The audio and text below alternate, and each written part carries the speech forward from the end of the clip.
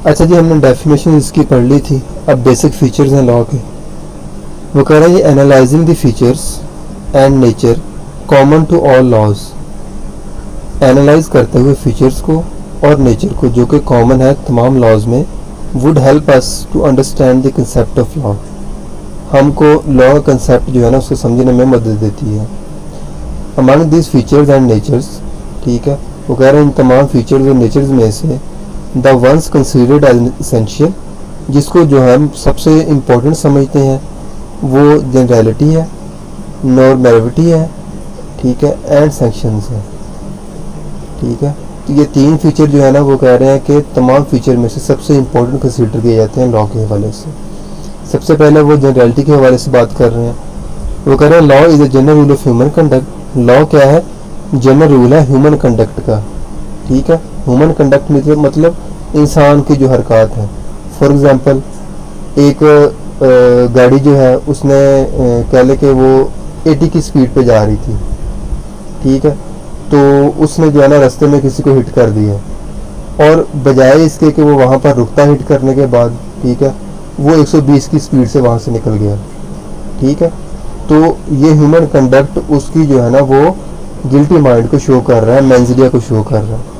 ठीक है, तो इसलिए वो कह रहे हैं कि लॉ जो है वो एक जनरल रूल है ह्यूमन कंडक्ट का। It does not specify the names of specific persons और बिहेवियर्स। ठीक है, ये वो कह रहे हैं कि स्पेसिफाई नहीं करता कोई स्पेसिफिक नेम या स्पेसिफिक पर्सन्स के बिहेवियर को। ठीक है, हैंस इट्स जनरलिटी, इस तरह वो कह रहे हैं इसकी जो जनरलिटी है is both in terms of individual govern, ठीक है, इस लिहाज से कि इंडिविजुअल इसको चला सके, and in terms of the social behaviour, और सोशल बिहेवियर के लिहाज से कंट्रोल्ड, इसको कंट्रोल किया जा सकता है। ठीक है, आगे वो क्या कह रहे हैं, नॉर्मेटिविटी जो, ठीक है, वो कह रहे हैं कि law does not simply describe और एक्सप्लेन द ह्यूमन कंडक्ट। ठीक है, वो कह रहे हैं लॉ का मतलब सिर्फ सिंपल ये नहीं है कि वो ह्यूमन कंडक्ट को डिस्क्राइब और एक्सप्लेन करता है। ठीक है, it is made to control it, बल्कि इसको किस लिए बनाया जाता है, ताकि ह्यूमन कंडक्ट को कंट्रोल किया जा सके। ठीक है, इज क्रिएटेड, और इसको क्रिएट किया जाता है। ठीक है, यहाँ पर कॉमा लगा लें ताकि आपको जो है ना वो थोड़ा सा क्लियरेंस हो जाए कि ये चीज़ जो है ना ये अलहदा है इससे। ठीक है, ये ऐसे, बल्कि वो कह रहे is created with the intention to create some norms in the society. ठीक है, बल्कि वो कह रहे इसको इसलिए क्रिएट किया जाता है इस इंटेंशन के साथ, ताकि जो नॉर्म्स है सोसाइटी की उसके हवाले से जो है ना इसको क्रिएट किया जाता है। ठीक है, law creates norms by allowing, ordering और प्रोहिबिटिंग दिस सोशल बिहेवियर। ठीक है, वो कह रहे हैं लॉ जो है वो उन रस्मात को क्रिएट करता है, ठीक है, जिसके ज़रिए हम प्रोहिबिट होते हैं कि सोशल बिहेवियर से, या उसको अलाउ करते हैं। ठीक है, कि किसी को गाली देनी है या नहीं देनी, ठीक है, किसी पर असाल्ट करना है कि नहीं करना। ठीक है, वो कह रहे हैं इन नॉर्म्स को जो है ना वो लॉ कह लें कि कंट्रोल करता है और बताता है। ठीक है, अब नेक्स्ट इसका क्या चीज़ है, वो कह रहे हैं this show the normative feature of law, और ये चीज़ जो है ना वो लॉ के नॉर्मेटिव फीचर को बयान करती है। Based on this feature law can be classified. ठीक है, वो कह रहे हैं इस चीज़ को मद्देनजर रखते हुए, ठीक है, इन नॉर्म्स को और चीज़ों को law can be classified as permissive, directive, prohibitive law. ठीक है, लॉ को जो है ना उन्होंने मजीद 3 हिस्सों में जो है ना वो तकसीम कर दिया है। ठीक है, परमिसिव लॉ आ गया सबसे पहले। वो क्या कहते हैं, वो कह रहे हैं कि परमिसिव लॉज अलाउ और permit their subjects to do the act they provide. Permissive law जो है ना, जैसे परमिसिव जो परमिशन से निकला है। ठीक है, वो कह रहे हैं परमिसिव लॉ का क्या मतलब है कि वो अलाउ करता है या परमिट करता है, यानी कि इजाज़त देता है their subjects to do the act by they provide. ठीक है, कि कौन से एक्ट जो है ना वो सब्जेक्ट्स ने यानी कि किसी शख्स ने करने हैं। दे गिव राइट और ऑप्शन टू देयर सब्जेक्ट्स। ठीक है, वो कह रहे हैं ये राइट और ऑप्शन देता है अपने सब्जेक्ट्स को वेदर टू एक्ट और नॉट टू एक्ट, कि आया कि एक्ट करना है कि नहीं करना। Most of the time such laws uses phrases like. ठीक है, वो कह रहे हैं बहुत दफ़ा जो है ना कह लें कि परमिसिव लॉ के लिए नीचे वाली फ्रेज जो है ना वो यूज़ की जाती हैं। ठीक है, कौन कौन सी हैं? Has, have the right to, are permitted, allowed to. ठीक है, हैज़ का मतलब होता है उसकी मलकियत एक शख्स की। ठीक है, हैव द राइट के बहुत सारे लोगों को राइट बढ़ रहा है। ठीक है, उसको उनको इजाज़त है। ठीक है, और परमिट आपको वैसे ही पता है, अलाउड टू, ठीक है, उनको अलाउ करना। और शैल हैव द राइट का मतलब होता है कि लाजमी तौर पर उनको राइट है। ठीक है, अब यहाँ पर मैं आपको एक थोड़ी सी क्लैरिफिकेशन दे दूँ, ये पॉइंट नोट करने वाला है, आप इसको ऐड भी कर सकते हैं, बहुत इंपॉर्टेंट पॉइंट है। ठीक है, दो तरह की डायरेक्शंस होती हैं लॉ में। ठीक है, एक होती है मैंडेटरी नेचर की, ठीक है, और एक होती है डिस्क्रिशनरी नेचर की। सही है, जो मैंडेटरी नेचर की होती है उसमें हम कह लें कि शैल का वर्ड यूज करते हैं। ठीक है, जब शैल का वर्ड आ जाए तो मतलब है कि लाजमी करना है वो काम। ठीक है, मैंडेटरी है। और एक डायरेक्शन डिस्क्रिशन होती है जिसके लिए हम मे का वर्ड यूज करते हैं। ठीक है, कोर्ट की डिस्क्रिशंस है, पार्टीज की डिस्क्रिशंस है, ठीक है, एडवोकेट्स की डिस्क्रिशंस है। ठीक है, कोई काम जो है ना वो लॉ ने कर दिया है कि मे ऐसा हो सकता है। ठीक है, वहां पर जो है ना वो कहने की गुंजाइश होती है। ठीक है, उसके लिए कोई रास्ता निकाला जा सकता है लॉ में। ठीक है, तो ये चीज़ आपने जहन में रखनी है। यहाँ पर भी उन्होंने यही बताया है, वो कह रहे हैं तो सिंपल होगा कि उसका राइट है, उसको परमिशन है, शैल हैव द राइट, या जोर देकर मैंडेटरी तौर पर, लाजमी तौर पर बताया जाएगा कि उसको राइट है इस चीज़ का। शैल बी इंटाइटल्ड टू, जोर देकर बताया जाएगा, ठीक है, कि उसका हकदार है इस चीज़ का। मे, ठीक है, जैसे मैंने आपको बताया, ये यहाँ पर ऐसे भी आ सकता है, मे बी इंटाइटल्ड, भी हो सकता है कि उसको ये रिलीफ मिल जाए या उसका ये हकदार चीज़ का ठहरा दिया जाए, इसको हो सकता है। ठीक है, यानी कि पॉसिबिलिटी पर है। इज आर फ्री टू, ठीक है, और यह कह लें कि इज, ठीक है, एक शख्स के लिए, सिंगल के लिए हम इज यूज करते हैं, ज़्यादा के लिए वो कह रहे हैं लॉ यूज आर यूज करते हैं। ठीक है, फ्री टू यानी जिसको लॉ ने फ्री हैंड दे दिया है कि आपको ये चीज़ करने की इजाज़त है। ठीक है, जैसा कि हम आर्टिकल जो है अपना कॉन्स्टिट्यूशन ऑफ पाकिस्तान में पढ़ते हैं। ठीक है, आर्टिकल 4 वो कह रहे हैं कि हर इंडिविजुअल को राइट है कि वो पाकिस्तान में कहीं भी जो है ना कह लें कि उसको फ्री जो है ना वो रेजिडेंस की, ठीक है, और कह लें कि रेजिडेंस की और अपनी प्रॉपर्टी बनाने की इजाज़त होगी। ठीक है, लेकिन सब्जेक्टिव कंडीशन है कि लॉ को उन्होंने फॉलो करना है उससे। ठीक है, अब इसकी रजिस्ट्रेशन जो है वो हम मज़ीद देख लेते हैं। ठीक है, कि इसके उन्होंने रजिस्ट्रेशन भी बताई है कि परमिसिव लॉ के किस तरह हम यानी कि अलाउ करते हैं चीज़ें उसमें। वो कह रहे हैं every person is free to think and to express his ideas. वो कह रहे हैं हर पर्सन जो है वो फ्री है, ठीक है, सोचने में और अपने आइडियाज़ को एक्सप्रेस करने में। ठीक है, हमारे कॉन्स्टिट्यूशन में हमको जो राइट दिया है, ठीक है, जो फंडामेंटल राइट्स है आर्टिकल 4 से लेकर 28 तक। ठीक है, वहाँ पर जो हमारे फंडामेंटल राइट्स है वहाँ पर उन्होंने बताया कि हर पर्सन को जो है ना वो आज़ादी है, फ्रीडम है स्पीच की, हर चीज़ की जो है ना वो आज़ादी है उसको, लिबर्टी की। वो कह रहे हैं the human conduct to think and to express ideas is permitted by this law. ठीक है, कि लॉ की तरफ से इसकी इजाज़त दी गई है। ठीक है, therefore it is permissive law, इसलिए इसको जो है ना हम परमिसिव लॉ कहते हैं। ठीक हो गया, यानी जिस चीज़ की इजाज़त दे दी जाए लॉ की तरफ से, परमिशन दे दी जाए, उसको हम परमिसिव लॉ कहते हैं। ठीक है, अब सेकंड इसकी जो एग्जांपल है वो कह रहे हैं कि accused persons have the right to be informed with sufficient particulars of charge.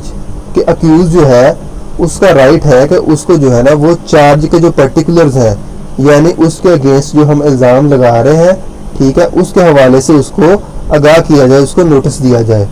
ठीक है, जब हम क्रिमिनल प्रोसीजर कोड, ठीक है, 1898 पढ़ते हैं तो उसमें उन्होंने उसका सेक्शन है 221, ठीक है, 221 सेक्शन है, वहाँ पर उन्होंने बताया हुआ है कि कौन कौन से चार्ज के पर्टिकुलर्स हैं। ठीक है, तो वो कह रहे हैं वो चार्ज के पर्टिकुलर्स हैं, ठीक है, जिसके हवाले से कह लें कि अक्यूज का राइट है कि उसको इन्फॉर्म किया जाए। ठीक है, कि प्रोसिक्यूशन उसके खिलाफ कौन सी चीज़ है ना वो प्रूव करने जा रही है। ठीक है, आगे वही चीज़ उन्होंने लिखी हुई है जो मैंने आपको बता दी है। ठीक है, ब्रॉड अगेंस्ट हिम, तो कौन सी चीज़ उसके अगेंस्ट जो है ना वो लाई जा रही है। And to be given the charge in writing, ठीक है, और चार्ज जो है वो उसको राइटिंग में दिया जाएगा और उसको पढ़ के सुनाया जाएगा, ठीक है। Shall be read over to the accused, ठीक है, ये वर्डिंग है हमारे क्रिमिनल प्रोसीजर कोड की, ठीक है, उसका सेक्शन 242 है, उसमें उन्होंने वर्डिंग में उन्होंने बताया हुआ है कि ये अक्यूज का राइट है, शैल है, मैंडेटरी है कि उसका राइट है कि चार्ज जो है ना वो उसको पढ़ के सुनाया जाएगा, ठीक है, जो उसके खिलाफ एलिगेशंस हैं। अच्छा, अब है directive law.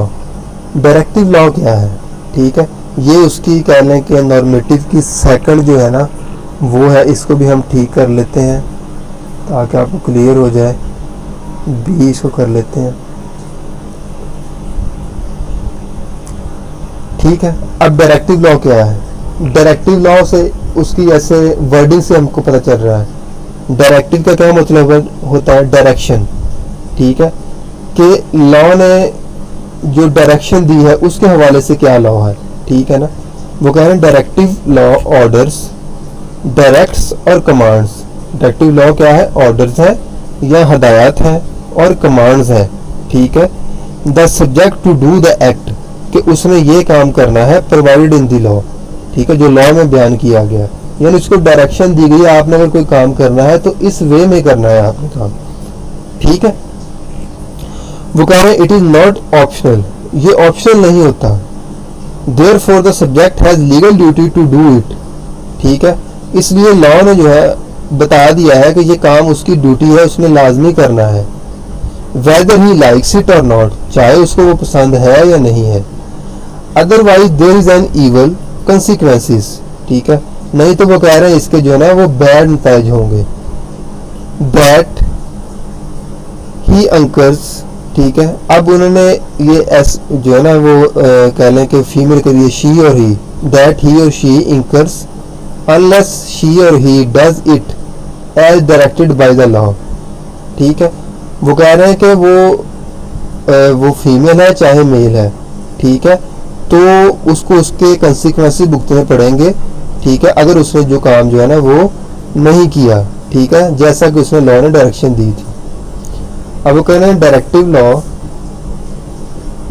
Law usually uses phrases like, ठीक है, वो कह रहे हैं डायरेक्टिव लॉ के लिए हम जो है ना वो कह लें कि यूजुअली जो है नीचे वाले फ्रेजेस यूज करते हैं, ठीक है।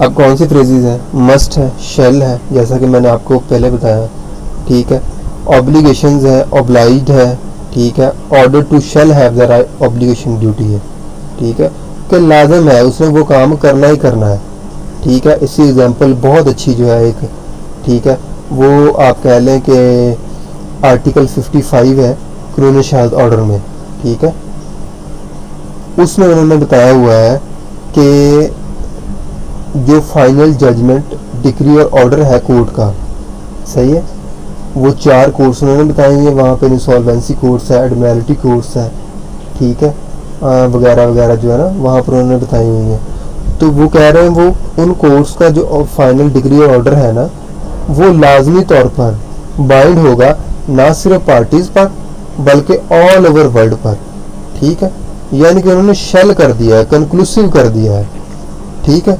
लॉ ने डायरेक्शन दे दी है कि इसी तरह ही होगी चीज, ठीक है। अब वो कह रहे हैं every worker shall have the following obligations to perform in person the work specified in the contract of employment. बहुत अच्छी एग्जांपल है।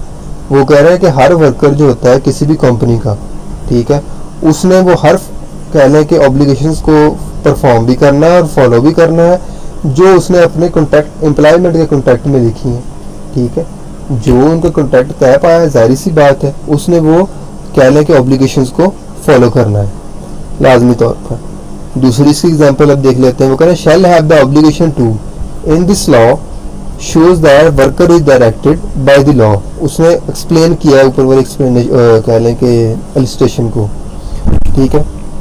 वो कह रहे हैं shall have the obligation to in this laws shows that worker is directed by the law, ठीक है। वो कह रहे हैं ऊपर वाले इलस्ट्रेशन में बताया गया है कि लॉ ये शो कर रहा है कि वर्कर को उन्होंने डायरेक्ट किया है लॉ ने, it is provided in the law, कि लॉ में ये चीज़ बयान कर दी गई है कि आपने अगर कॉन्ट्रैक्ट किया है एम्प्लॉयमेंट का तो आपने उसकी सारी ऑब्लिगेशंस को फॉलो करना है। Therefore it is directive law, इसलिए वो कह रहे हैं इसको डायरेक्टिव लॉ हम कहते हैं। In general directive laws are mandatory provisions of the laws, जैसा कि मैंने आपको पहले बता दिया, ठीक है, कि मैंडेटरी प्रोविजन जो होती हैं वो शैल की होती हैं, ठीक है। वो कह रहे हैं ये मैंडेटरी प्रोविजंस होती हैं। They oblige the subject to act as they require him और to act, require him to act, ठीक है। वो कह रहे हैं कि ये ऑब्लाइज यानी कि उसको पाबंद करती हैं सब्जेक्ट को कि उसने वो एक्ट करना है, ठीक है, जो उसको करने की ज़रूरत है, वो लाजमी तौर पर उसने करना है। अब इसकी जो तीसरी जो नॉर्मेटिव है, ठीक है, वो है जी प्रोहिबिटिव लॉ, ठीक है। इसको भी सब हेडिंग बना देते हैं ताकि आपको क्लियर हो जाए, ठीक है। वो कह रहे हैं prohibitive law discourages the subject from doing the act required not to be done, ठीक है। प्रोहिबिटिव उसके वर्डिंग से पता चल रहा है, प्रोहिबिट का मतलब होता है रोकना, ठीक है। वो कह रहे हैं कि प्रोहिबिटिव लॉ जो है ना वो डिस्करेज करता है सब्जेक्ट को कि कोई काम वो ना करे, ठीक है, जैसा कि उसे लॉ ने कहा है कि वो ना करे। If the subject does the act against the prohibition, अगर वो रोकने के लॉ के बावजूद कोई काम करता है, and even follows the consequences of the violation, जाहिर सी बात है उसकी वायलेशंस के फिर नताइज उसको भुगतने पड़ेंगे। All criminal code provisions are prohibitive laws, ठीक है। वो कह रहे हैं जितनी क्रिमिनल की कोड की प्रोविजंस है वो तमाम प्रोहिबिटिव लॉज के हवाले से हैं। पाकिस्तान पिनल कोड उन्होंने बताया है कि आपने ये काम ऐसे नहीं करना, अगर आप करेंगे तो आपको सजा होगी, ठीक है। वो कह रहे हैं prohibitive laws usually uses phrases like, वो कह रहे हैं प्रोहिबिटिव लॉज में कौन सी फ्रेज यूज होती हैं, ठीक है। आमतौर पर आप सारी लाजमी नहीं आपने सारी लिखनी है, कुछ बता दें इनको, मस्ट नॉट, शैल नॉट, ठीक है, may not, are not, is not, ठीक है। तो ये होती है प्रोहिबिटिव लॉ की। अब इसकी एग्जांपल देख लेते हैं। नो वन में enter the domicile of another against the will of such person, कि कोई भी जो है ना वो किसी दूसरे कह लें कि शख्स के डोमिसाइल में इंटर नहीं हो सकता। Neither may a search be affected therein, ठीक है, ना ही वो जो है ना वो उसका सर्च कर सकता है, except in case provided by law, मासवा इन चीज़ों के जैसा कि लॉ ने बताया है, ठीक है। तो इसकी हम एक एग्जांपल और कर लेते हैं, मैं आपको सिंपल इसकी एक और एग्जांपल जो है ना वो बताता हूँ। जैसा कि लॉ में आप कर लें कि बताया हुआ है कि जो इंटेंशनल आप कह लें कि इंटेंशनल ड्रिंकिंग और इंटॉक्सिकेशन जो है ना, इंटॉक्सिकेशन, इंटेंशनल ड्रिंकिंग और इंटॉक्सिकेशन वो पनिशेबल है, ठीक है। इंटेंशनल ड्रिंकिंग और इंटॉक्सिकेशन आर punishable under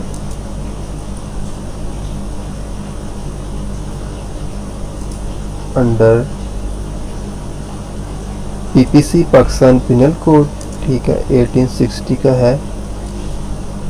इसका सेक्शन है 85, ठीक है।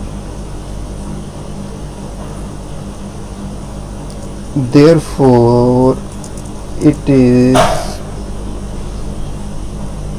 prohibited in law, ठीक है। ये कर लें, ये आपके लिए आसान है, ठीक है। वो कह रहे जो इंटेंशनल ड्रिंकिंग और इंटॉक्सिकेशन है, ठीक है, वो उसकी इजाज़त नहीं है, ठीक है। अगर किसी ने किसी पर्सन के उसके अगेंस्ट के विल के अगेंस्ट, ठीक है ना, उसको दे दी है तो फिर तो उसको एक्सेप्शन है सेक्शन 85 जो है ना पाकिस्तानी पिनल कोड का, उसके तहत। लेकिन अगर वो कह रहे हैं कि उसने इंटेंशनली जो है वो खुद टेक की है तो फिर वो पनिशेबल है, ठीक है। इसलिए उसको जो है ना वो लॉ ने प्रोहिबिट किया है कि आप इसको नहीं कर सकते, ठीक है। ये आसान एग्जांपल है, आप इसको कर लें, ठीक है। उसके बाद तीसरी इसकी है, वो कह रहे हैं जी सैंक्शंस नॉर्मेटिव जो है, वो कह रहे हैं each and every member of society is required to follow the law, कि हर जो मेंबर है, ठीक है, सोसाइटी का, उसको रिक्वायर किया गया है कि उसने लॉ को फॉलो करना है, ठीक है। और वैसे भी हर बंदे की जिम्मेदारी है कि उसने लॉ को फॉलो करना है। वो कह रहे हैं where there is violation the law sanction would follow, ठीक है। जहाँ पर जो है ना वो वायलेशन होगी, ठीक है, तो लॉ की जो पाबंदियाँ हैं, सैंक्शंस हैं, उसको फॉलो किया जाएगा according to Black law dictionary, ठीक है। अब ब्लैक जो लॉ है, ठीक है, डिक्शनरी ये आप कह लें कि डेफिनेशंस इसमें मुख्तलिफ लॉ की बयान की गई हैं, तो ये बड़ी इंपॉर्टेंट है, ठीक है। वो कह रहे हैं according to Black law dictionary authentic भी है, आप इसका हवाला कहीं पर भी दे सकते हैं। वो कह रहे हैं according to Black law dictionary sanction is a penalty और कोरिसिव मेजर्स, ठीक है। जो सैंक्शन है वो एक पेनल्टी है या कह लें कि एहतियाती मेजर्स हैं that result from failure to comply law, ठीक है, जो तब कह लें कि अपना रिजल्ट दिखाते हैं जब कह लें कि आप लॉ को फॉलो करने में फेल हो जाते हैं। The main purpose of sanction is to prompt a party to respond, ठीक है। सैंक्शंस का फौरी मतलब क्या होता है कि ताकि पार्टी फौरी जो है ना वो उसका रिस्पॉन्ड करे, ठीक है। जैसे आप कह लें कि सुप्रीम कोर्ट ऑर्डर दे देती है, आजकल कह लें कि वो अभी जो कह लें कि आप न्यूज़ सुने तो चल रहा होता है कि जी सुप्रीम कोर्ट ने ऑर्डर कर दिया कि गवर्नमेंट जो है इतनी तारीख को है ना वो जवाब दे, ठीक है। डीपीओ को नोटिस कर दिया कि इतनी तारीख को तलब कर लिया है कि जी आप आके जो है ना वो जवाब दें, ठीक है, फलां तारीख को। तो वो कह रहे हैं कि पाबंद इसलिए किया जाता है ताकि रिस्पॉन्ड जो है ना वो जल्दी आए उस चीज़ का। In other word sanctions will make the wrong doer to think that he made a fault. इसके अलावा वो कह रहे हैं सैंक्शन जो है ना वो उनको रॉन्ग डूअर को एहसास दिलाती हैं कि उसने गलत किया है। ही शुड करेक्टेड, उसको इसका जो है ना वो करेक्ट करना चाहिए, ठीक है। फॉर एग्जांपल आप देख लें, ठीक है, कि लॉ जो है जैसे 3 MPO के तहत, ठीक है, जो हमारा मेंटेनेंस पब्लिक ऑर्डर है, ठीक है, उसके तहत जो है ना वो नज़र बंद कर दिया जाता है कुछ दिनों के लिए शख्स को। वो क्यों किया जाता है, ठीक है, उसको पाबंदी क्यों लगाई जाती है, ताकि उसको एहसास हो कि वो गलत काम उसने नहीं करना है, उसको इसीलिए बंद किया गया है ताकि वो बाद में जो बाहर निकले तो वो गलत काम कोई ना करे, ठीक है।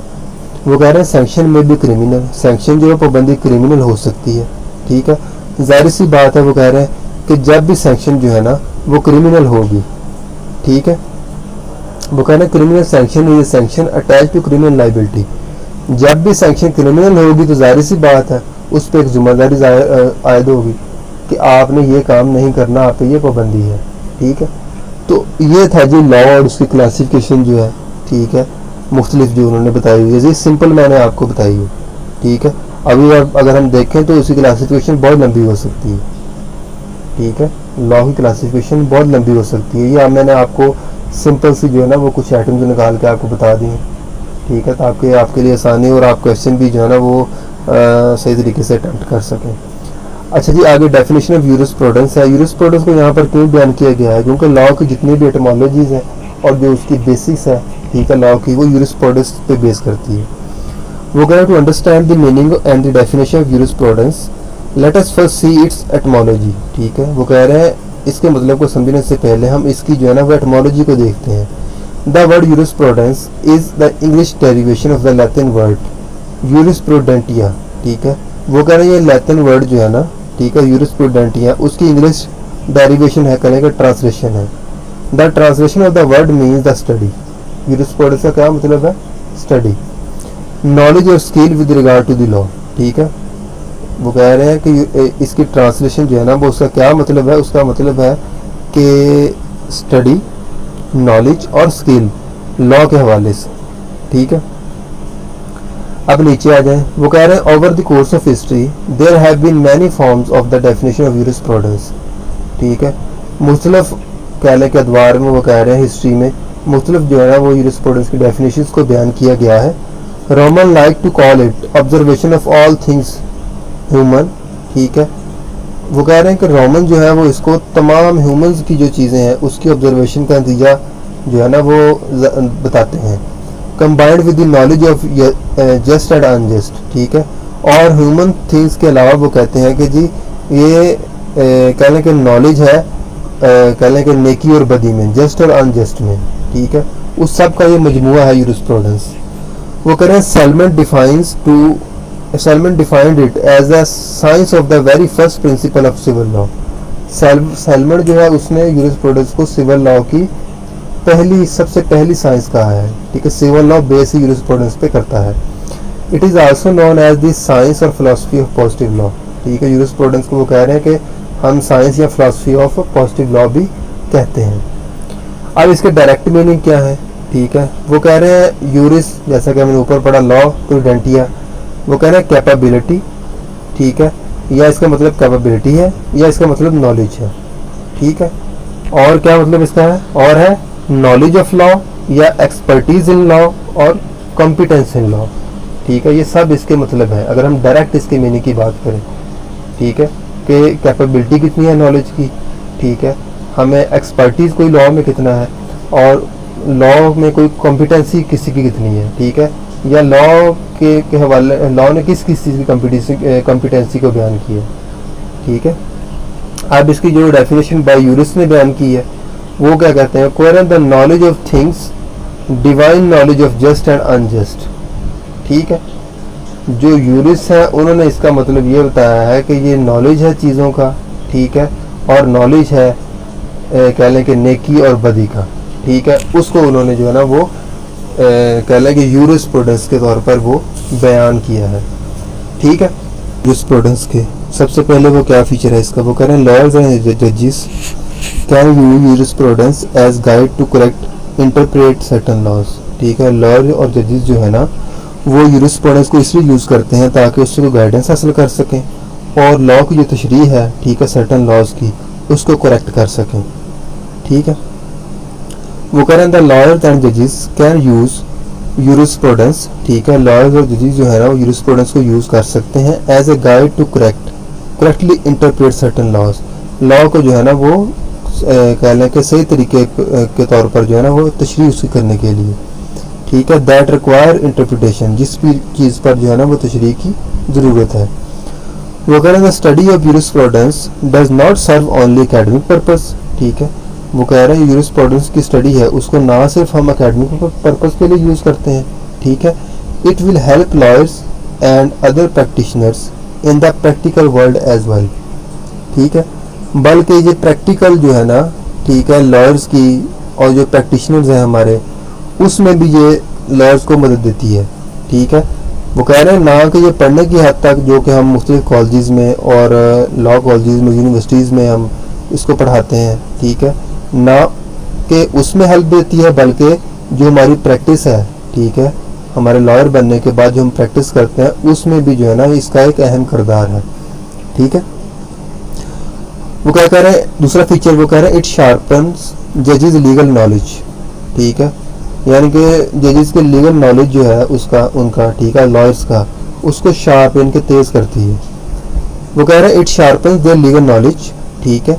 Also it trains the mind to find alternate routes and channels of thought in case of difficulty, ठीक है, ताकि हमारा माइंड जो है, ठीक है, उसको ट्रेन किया जा सके कि वो एक नए रास्ते तलाश कर सके। उसके लिए वो कह रहे हैं कि ये जजेस को और लॉयर्स को जो है ना वो गाइड करती है कि अगर आप किसी सूरत हाल में फंस जाए तो आपने उसकी इंटरप्रिटेशन करके वहाँ से किस तरह आपने उसको निकलना है, ठीक है। जैसा कि अभी सुप्रीम कोर्ट ने जो है ना वो आर्टिकल आप कह लें कि 62(1)(f), ठीक है, उसकी तशरीह की है, इंटरप्रिटेशन की है, ठीक है। तो इसी तरह जो है ना वो कह लें कि मुख्तलिफ लॉज की और मुख्तलिफ पॉइंट्स जो हैं, ठीक है, तो वहाँ पर जब भी सुप्रीम कोर्ट को कह लें कि रहनुमाई की ज़रूरत होती है तो यूरिस्प्रूडेंस से वो कह लें कि हेल्प लेते हैं, ठीक है, और फिर वो कह लें कि लॉ की तशरीह करते हैं जो कि तमाम सब ऑर्डिनेट कोर्ट पर जो है बाइंड होती है, ठीक है। इसलिए उन्होंने बताया हुआ है कि ये कह लें कि जो यूरिस्प्रूडेंस है ये लॉयर्स और जजेस जो हैं, ठीक है, यानी लॉयर और जजेस के नॉलेज को शार्प करती है ताकि वो नए रास्ते तलाश कर सकें, नई चीज़ें जो है ना वो उनको ढूंढ सकें अगर वो किसी मुश्किल में फंस गए हैं। The law can mean more than one thing, वो कह रहे हैं लॉ का मतलब एक से ज़्यादा चीज़ें हो सकता है, ठीक है। And this explanation is a direct effect of the study of jurisprudence, ठीक है, और इस चीज़ का डायरेक्ट जो है तल्लक है वो यूरिस्प्रूडेंस से है। वो कह रहे हैं इससे हम जो है यूरिस्प्रूडेंस को इस्तेमाल करते हुए, ठीक है, उस चीज़ को तलाश कर सकते हैं जिसका मतलब एक से ज़्यादा है, ठीक है। जैसा कि लॉ ने बताया हुआ है, अगर हम इसका आर्टिकल जो है ना, कानूनी शहादत ऑर्डर जो है, ठीक है, उसका हम आर्टिकल 105 देखें, ठीक है, तो उसमें उन्होंने बताया हुआ है कि जो किसी डॉक्यूमेंट्स में कोई लैंग्वेज यूज़ की गई है, उसका मतलब जो है वो हो सकता है, ठीक है, कि उसका मतलब जो है ना वो एक चीज़ पे अप्लाई हो रहा, हो सकता है कि वो एक से ज़्यादा पर भी अप्लाई हो रहा, ठीक है। तो लॉ ने फिर क्लैरिफिकेशन दी है कि आपने जो है ना, ठीक है, कह लें कि उसको एविडेंस के ज़रिए प्रूव करना है, ठीक है, कि उसका मतलब जो है वो क्या है, ठीक है। अगर वहाँ पर आपको क्लैरिफिकेशन नहीं मिलती तो फिर हम किस चीज़ का सहारा लेते हैं, ठीक है, तो फिर जाहिर सी बात है हम हायर फॉरम पर कोर्ट से रिव्यू करते हैं, जो फिर हमें जो है ना वो उस चीज़ को कह लें कि इंटरप्रिटेशन करके देती है, ठीक है। तो बेसिकली अगर हम देखें, हम इसको जो है ना वो डिटेल से पढ़ेंगे, अभी हमारी ये है ना एक बुक आएगी आगे, ठीक है, पार्ट 1 में, तो हम उसको डिटेल से पढ़ेंगे, तो फिर हम आपसे डिस्कस भी करेंगे कि यूरिस्प्रूडेंस बेसिकली होती क्या है, ठीक है, और इसका क्या मीनिंग्स होते हैं और किस तरह जो जजेस को इंटरप्रिटेशन में हेल्प करती है, ठीक है, तो वहाँ पर हम इसको डिटेल से पढ़ेंगे। फ़िलहाल आपने यही याद रखना है कि जब भी कोई मसला दरपेश होता है, ठीक है, या लॉ में कोई चीज़ क्लियर नहीं होती तो उसकी तशरीह के लिए हम यूरिस्प्रूडेंस को यूज़ करते हैं, ठीक है। तो ये था जी हमारा कह लें कि कह लें लॉ और उसकी क्लासिफिकेशन के हवाले से टॉपिक, ठीक है। आई होप आपने अंडरस्टैंड कर लिया होगा। अगर फिर भी कोई चीज़ समझ नहीं आई तो आप मुझसे कमेंट में पूछ सकते हैं और दोबारा जो है ना मुझसे कोई गाइडेंस ले सकते हैं, कोई नोट्स के हवाले से, किसी हवाले से आपको गाइडेंस चाहिए आप कमेंट कर सकते हैं। और कह लें कि मेरा व्हाट्सएप नंबर जो है वो दिया गया है, ठीक है, वो उस पर जो है ना वो आप मुझसे कॉन्टैक्ट कर सकते हैं। Thank you.